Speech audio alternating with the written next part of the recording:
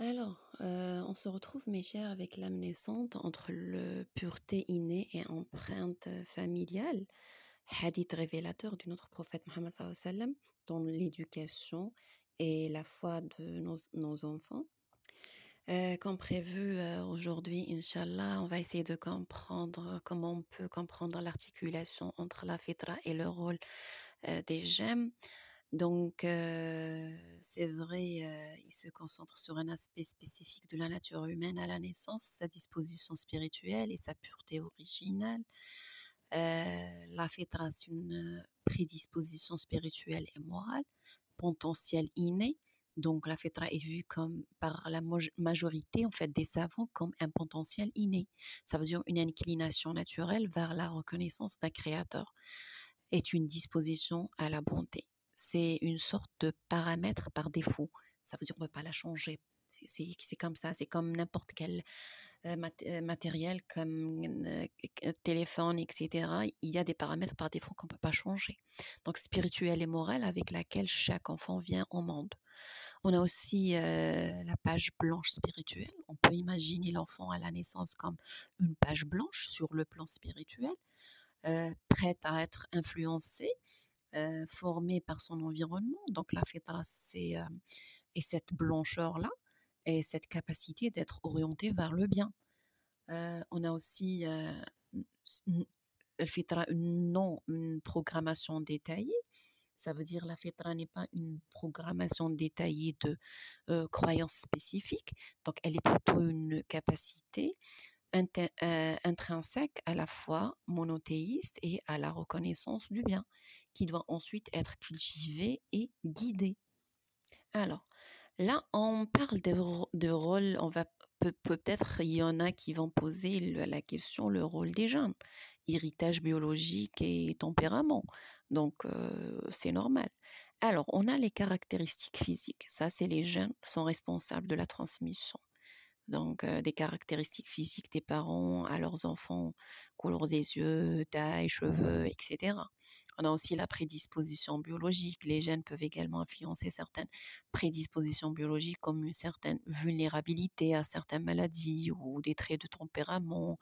Par exemple, tendance à être plus anxieux, plus calme, plus doux, etc. On a aussi l'intelligence et une capacité. Il est également admis que les jeunes jouent un rôle dans le potentiel intellectuel et certaines capacités cognitives. Et puis là, la question qui se pose, comment les deux interagissent? Eh ben, c'est ça la question.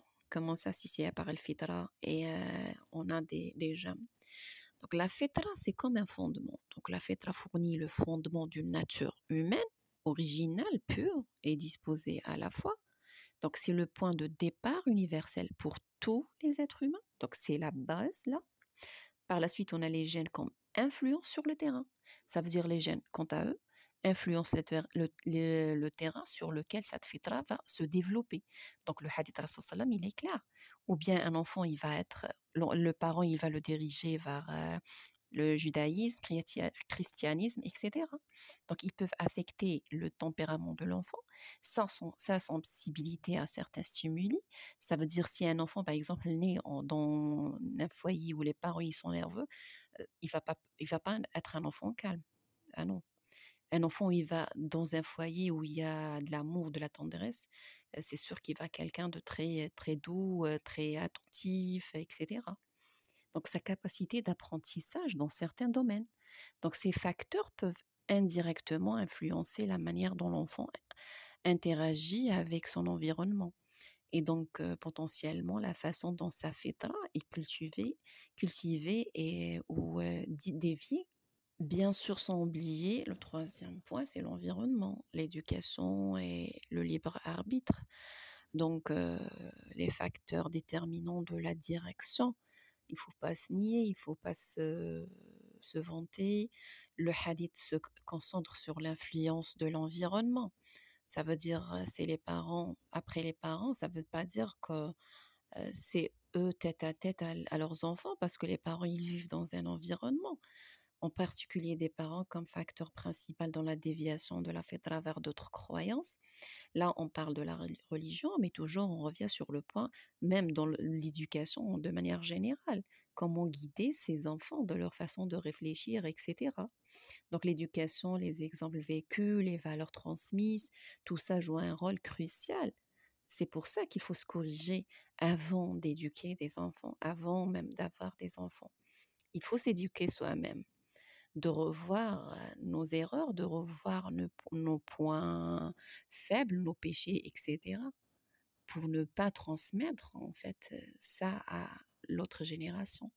De plus, une fois que l'enfant atteint l'âge de la raison, son propre libre arbitre devient un facteur déterminant dans ses choix de foi et de comportement. Donc, selon la base qu'il a, il va se développer à son tour.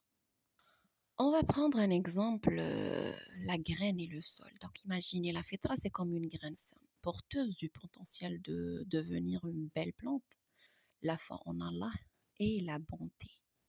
Donc, on revient aussi sur Qabil et Habil du début de toute l'humanité. Donc, ça aussi, c'est un autre exemple. Donc, les gènes pourraient être comparés à la qualité du sol dans laquelle cette graine est plantée.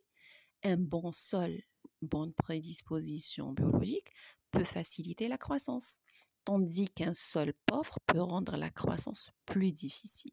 Cependant, c'est l'arrosage, la lumière du soleil, les soins apportés, ça, c'est l'éducation et l'environnement qui vient de la part de qui? Il vient de la part des parents. Alors ça va déterminer si la graine germera et se développera correctement ou si elle sera étouffée par de mauvaises herbes. Donc l'influence négative. Pour conclure ce podcast, en résumant, le hadith de notre prophète sallam de la fitra met en lumière la pureté spirituelle et la disposition innée à la fois comme point de départ.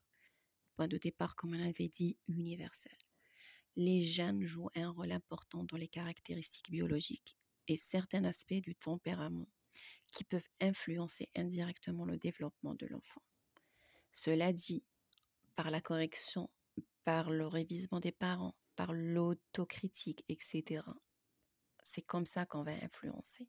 L'environnement, l'éducation, surtout parentale, et ultimement le libre arbitre de l'individu sont les facteurs déterminants dans la direction que prendra cette fitra. Donc, il faut faire attention. Qu'est-ce qu'on est pour que nos enfants deviennent? Le hadith ne nie pas la complexité de l'être humain et l'influence de divers facteurs, mais